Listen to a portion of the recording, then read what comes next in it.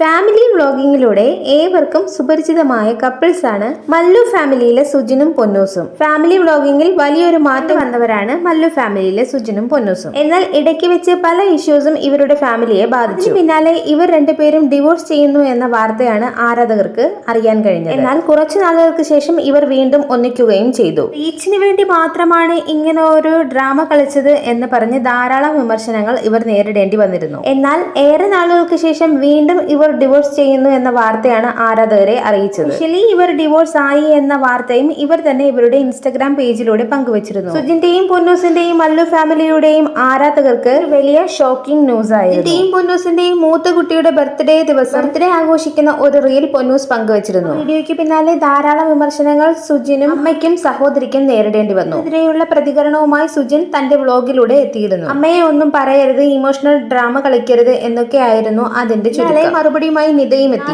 ഏട്ടനും തമ്മിലുള്ള പ്രശ്നത്തിൽ അമ്മയും ചേച്ചിയും ഒരു പങ്കുമില്ല, അവരെ ഇതിലേക്ക് വലിച്ചിഴക്കരുത്, അവർ രണ്ടുപേരും എന്നോട് ഇപ്പോഴും സ്നേഹത്തോടെ തന്നെയാണ് പെരുമാറുന്നതെന്നുമായിരുന്നു നിതയുടെ കുറിപ്പ്. എന്നാൽ കുറച്ച് ദിവസങ്ങൾക്ക് ശേഷം സുജിനും പൊന്നൂസും വീണ്ടും ഒരുമിക്കുകയും ചെയ്തു. എന്നാൽ ഇപ്പോഴിതാ ആരാധകർക്ക് സന്തോഷമേകുന്ന ഒരു പോസ്റ്റുമായാണ് സുജിനും പൊന്നൂസും എത്തിയിരിക്കുന്നത്. ഹാപ്പി എൻഡിങ് എന്ന ഹാഷ്ടാഗോട് കൂടി ക്ഷേത്രത്തിൽ നിന്ന് രണ്ടുപേരും പരസ്പരം മാല ചാർത്തുന്ന ഫോട്ടോസ് ആണ് പങ്കുവച്ചിരിക്കുന്നത്. മല്ലു ഫാമിലിയുടെയും അതുപോലെ തന്നെ സുജിന്റെയും പൊന്നൂസിന്റെ ആരാധകർക്ക് സന്തോഷമാണ് ഇത് നൽകുന്നതെന്നും നിരവധി പേരാണ് ആശംസ അറിയിച്ച് കമന്റുകളിൽ എത്തിയിരിക്കുന്നതും.